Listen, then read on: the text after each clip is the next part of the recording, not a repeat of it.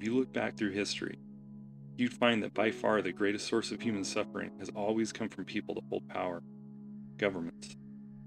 Through wars, oppression, abuse, corruption, tyranny has been the rule and not the exception. This has been repeated over and over again throughout history.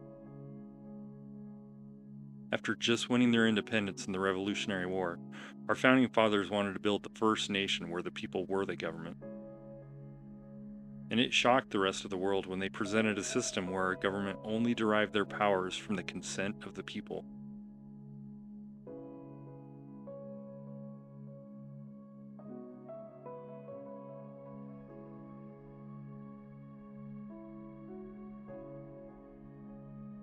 The founders envisioned the people governing their own lives, finding solutions to everyday problems through discussion and debate with each other. We only elect individuals out of necessity, as a way to represent our ideas and our best interests in government. They're called public servants because they're supposed to serve the people and were never meant to be a ruling class.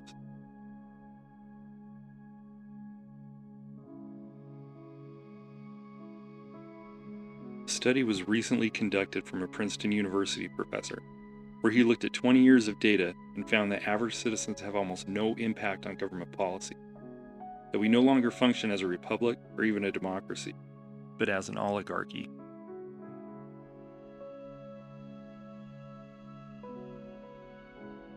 George Washington actually warned us about the dangers of instituting a two-party system.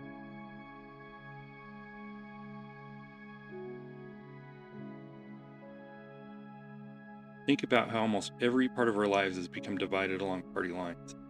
With our politicians at the head, our news media has become extremely partisan and biased.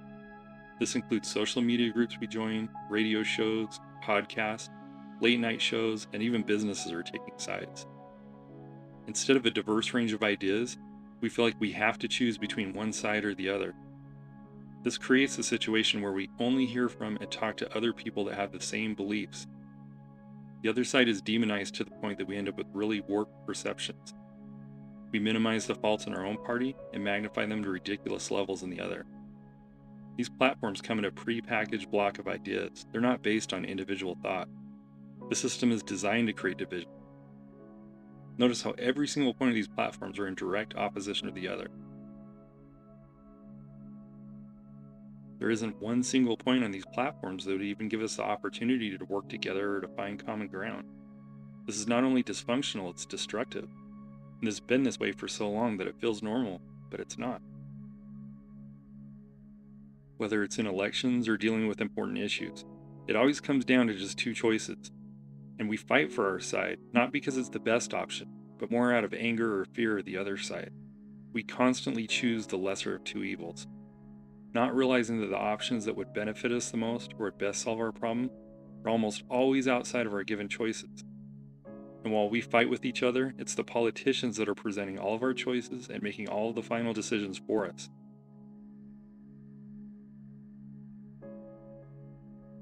We have this perception that our politicians are all powerful, that they're the ones keeping us from fixing our broken system. But with almost 350 million people in the United States, it is the people that really hold the power. In reality, our political leaders are actually a very vulnerable minority. It's the division between the people that creates our biggest obstacle.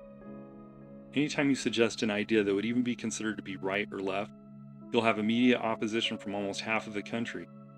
It's like running in a rat wheel or pushing against a brick wall. We're the ones that are keeping any meaningful change from happening. But I believe that if we can find a way to bring people together, there isn't anyone or anything that could stop it, and the politicians know this. Think of all the different movements that have popped up in the United States. We can all tell that something isn't right. The problem is that we can't agree on who's to blame or what the solution should be.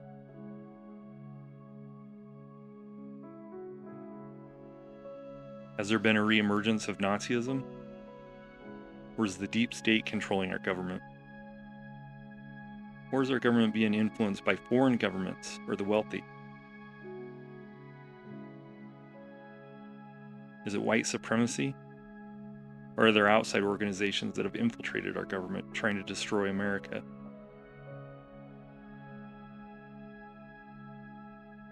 But with so much false and misleading information intentionally put out into the public, and with the fact that so much is done behind closed doors in our government, it becomes a breeding ground for conspiracy theories, and it makes it impossible for us to find one common direction to move towards.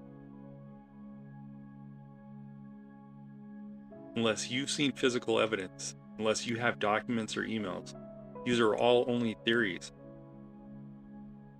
And instead of finding legitimate solutions, we continue to fight with each other over unproven theories.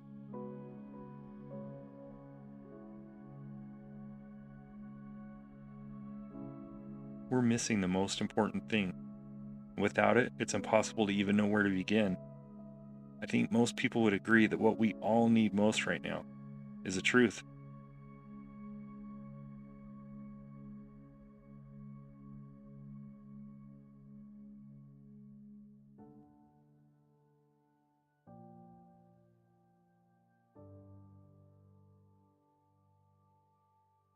There are currently 3 branches in government. The 4th branch amendment would create a body that would have legal authority to audit and investigate any component of United States government.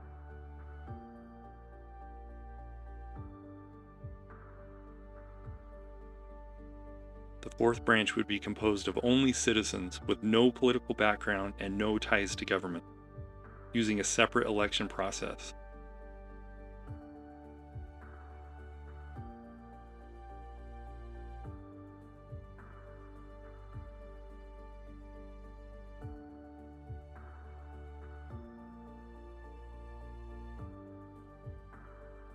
The following are proposed legal authorities.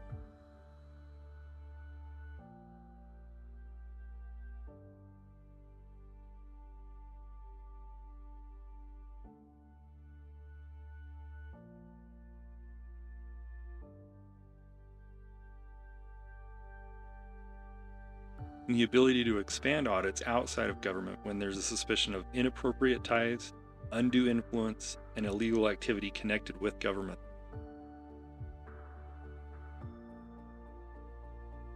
To avoid the risk of becoming just another corrupt bureaucracy, the 4th branch would operate for a period of 5 to 10 years and then dissolve.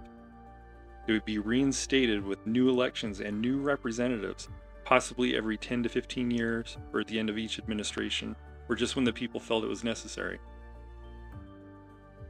There is a way to get legal authority to do this.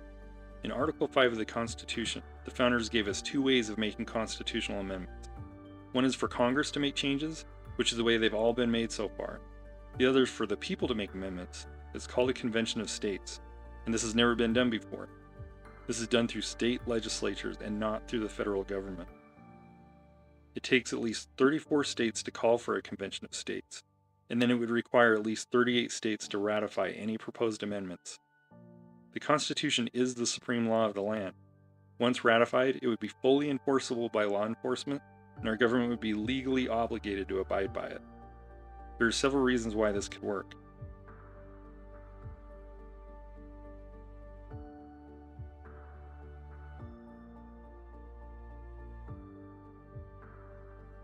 And while it's almost impossible to persuade the federal government to do anything, state legislatures are much more vulnerable to public pressure. Now, there are people that are concerned about a convention of states being risky and dangerous, and it's not something that should be taken lightly. There are people that would use this as an opportunity to push a partisan agenda. But there comes a point where staying with the status quo is far more dangerous. But I believe this can be done by the people uniting and working together. We all want the truth. The founders intended for the people to take actions like this when it became necessary.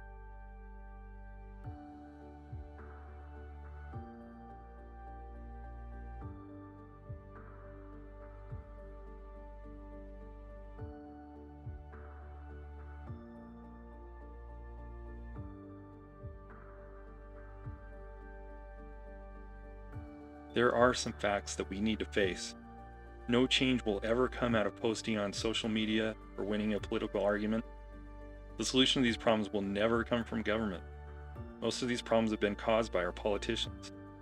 Our systems will only be fixed by the people.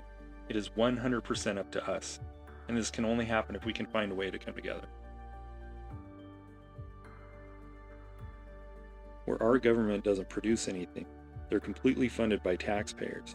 So do we not have the right to audit and evaluate how our money's being spent?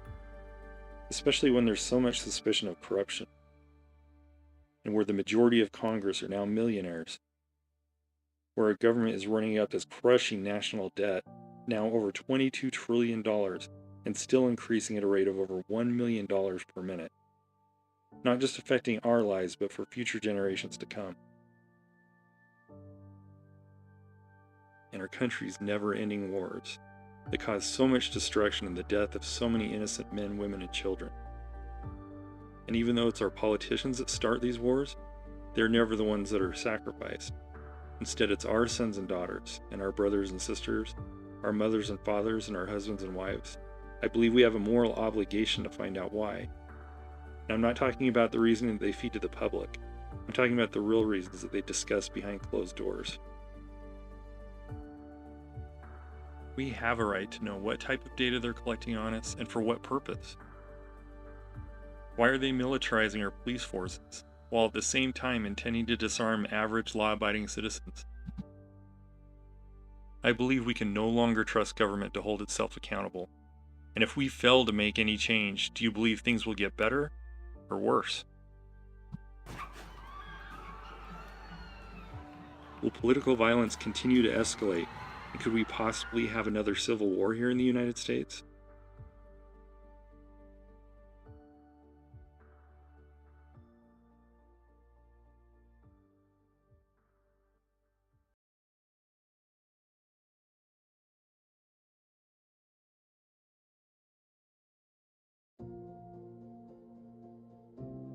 The future is never certain, and we can still change the path that we're on. Despite what you're constantly shown on the news and in social media, the majority of people are still good. And if you just gave people a chance, you'd find out that we have much more in common than what sets us apart.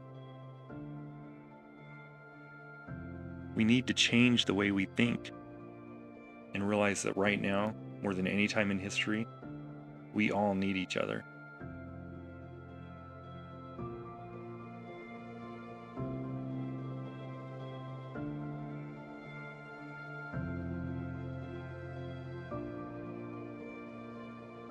If any part of this idea resonates with you, please help by sharing this video and sharing the message.